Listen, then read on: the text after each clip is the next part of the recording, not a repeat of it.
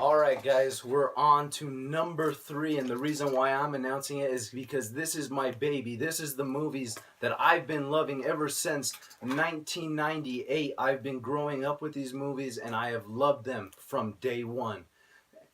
So number 3 officially is Star Wars: The Force Awakens. Insert Chewbacca voice. Star Wars Force Awakens, directed by J.J. Abrams. Wow. Amazing cast as always. I mean, you got iconic people coming back. You got Harrison Ford, Mark Hamill, Carrie Fisher, new ones, Adam Driver, Daisy Ridley. I mean, Oscar Oscar Isaac. Isaac. Like, come on. Like, this is an amazing all-star around cast. A little bit of description, no spoilers in this one for anybody.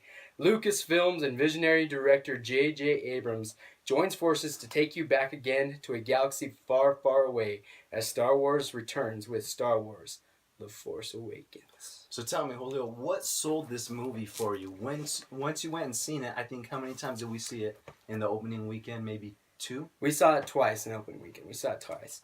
I mean, wow. You want to say, like, just to bring back, the first trilogy, put it back into this one, and have old cast join new cast and make it take back off again. Wow. I mean, this film does it.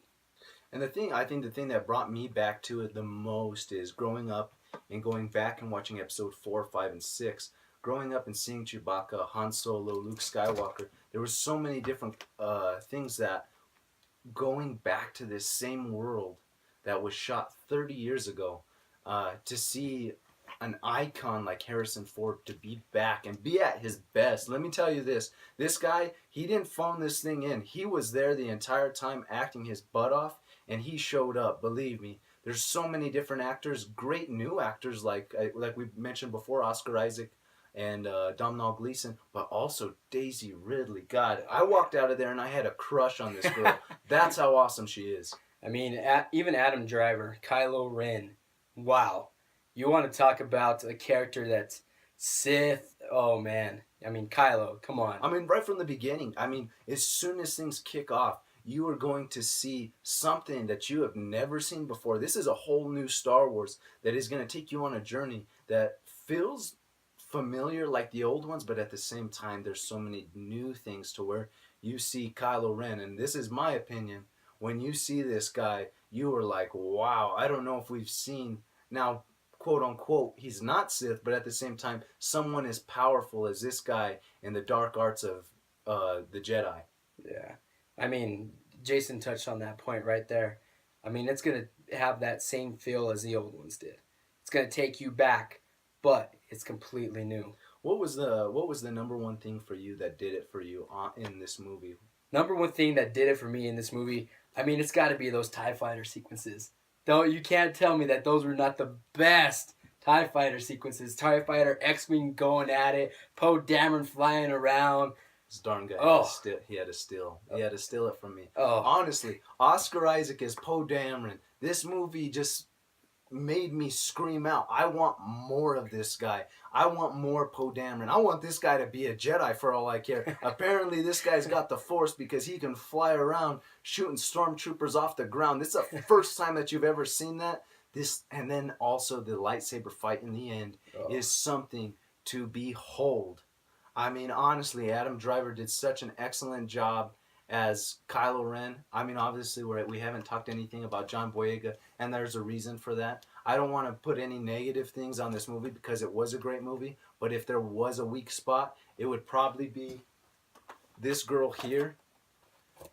Captain Phasma. Captain Asthma, if if it was up to me, that's what she would be called. But at the same time, her and John Boyega are probably, and we're just going to be honest with you, they're probably the weak spots in the movie, but at the same time, you have such an awesome acting coming from Daisy Ridley and Harrison Ford to where it really makes up for all those false steps personally, because there's even a part where he tells John Boyega, hey, tone it back a little bit, just chill out, shut up, you're an idiot. It was one of those moments, and I was like, that's what we needed, because I was kind of getting tired of it, but at the same time, all around this movie's great. To see Mark Hamill, I mean, it's something to behold, and I look forward to episode 8. So I mean, pretty much that's all I gotta say on Star Wars. We don't want to give away any spoilers at all. So I mean, we gotta hold back because we could go on and tell you the whole movie. yeah, if we we wanted yeah to. we could sit here and talk for hours about this movie because there's so many different things. And like I said, yeah, we did point out the weak points, but at the same time, we are not saying at all don't go see this movie. Mm-hmm. These are top 5 movies, man. These are the best of last year. I mean, make time for these, at least these 5 movies. So, and we hope that you look forward to seeing them as well. Yeah. That's Do it up. that's for us signing off on Star Wars: The Force Awakens. We'll move on to the next in number 2.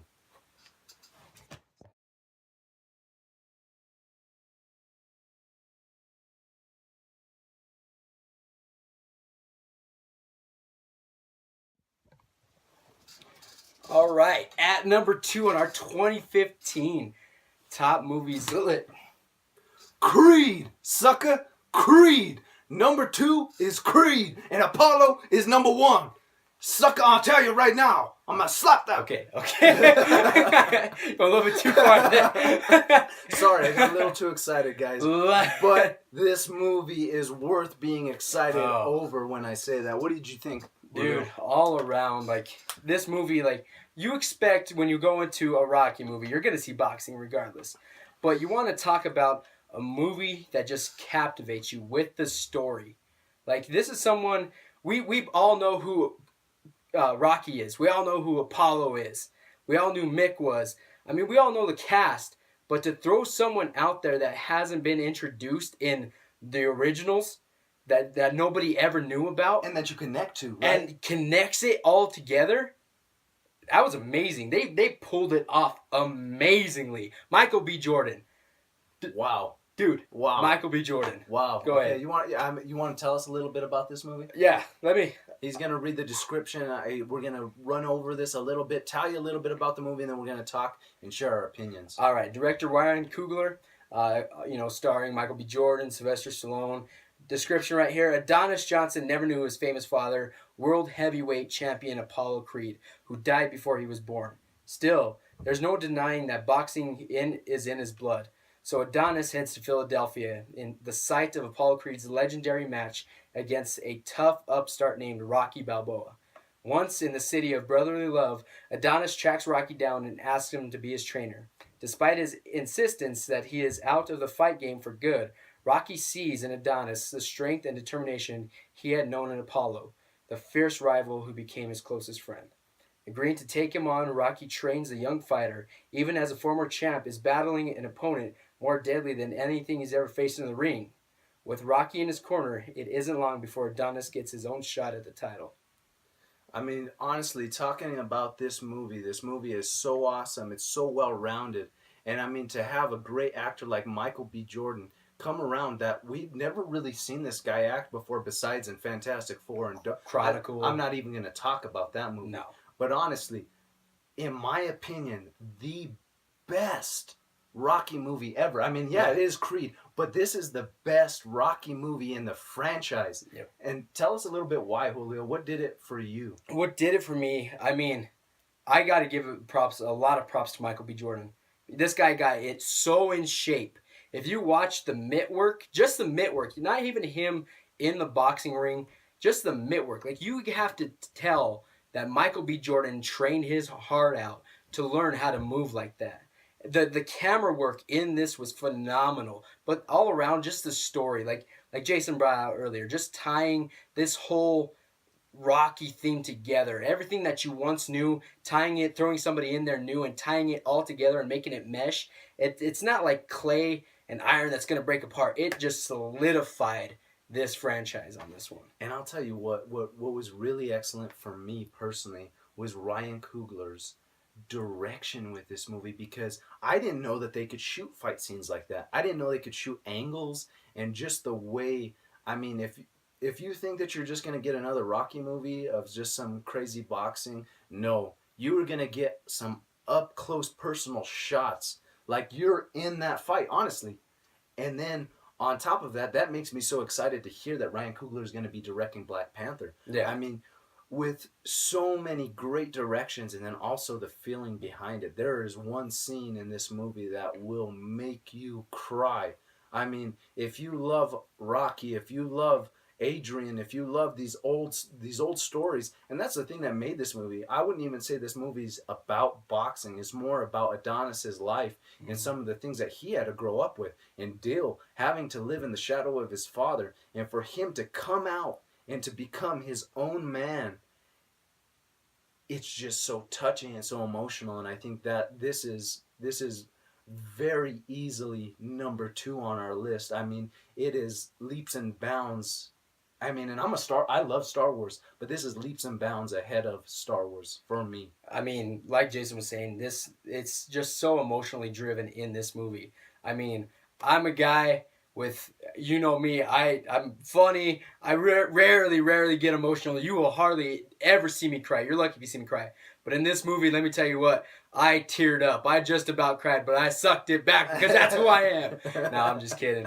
But anyways, like this movie, like we were saying, wow, it made number two before Star Wars just because all around story, action, camera work, directing, casting, it was all there for this movie. It was. It was and amazing. That's the thing is, I want you guys to know, maybe you guys aren't into boxing or maybe you guys aren't into sports movies, but honestly, this ain't even about really being about a sports movie. This is, like I said before, this is Adonis's journey from having to deal with the shadow of his father and the loss of his father. So, and then becoming friends with Rocky, it just, that emotional tie that moves from the beginning to the climax of this movie.